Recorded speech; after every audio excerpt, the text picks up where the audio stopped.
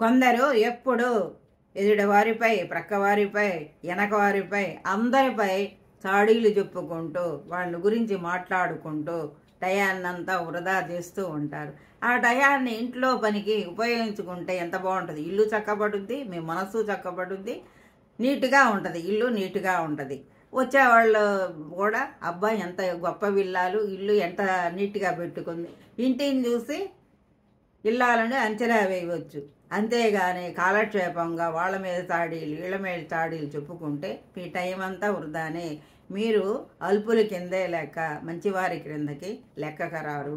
కాబట్టి ఈ చాడీలు చెప్పుకోవటం, ఈ బుద్ధులు మానేసి ఎప్పుడు సదా పనిలో నిమగ్నం అవ్వాలి. ఇప్పుడు ఒక పని చేసామనుకోండి, అది అయిపోయింది, అలుపు అసలు కంటిన్యూషన్గా ఉండాలి. ఎప్పుడు పని, ఇది చిన్న పని చేయండి, అలుపు లేని పని, తర్వాత ఇంకొంచెం పెద్ద పని, అట్లా చేసుకుంటుంటే మన మైండ్ లేదు, ఎప్పుడు పని మీద ఉంటుంది, శుభ్రత మీద ఉంటుంది.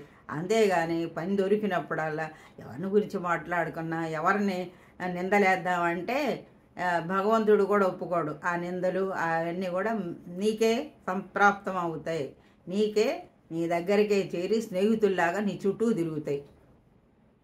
జై హింద్.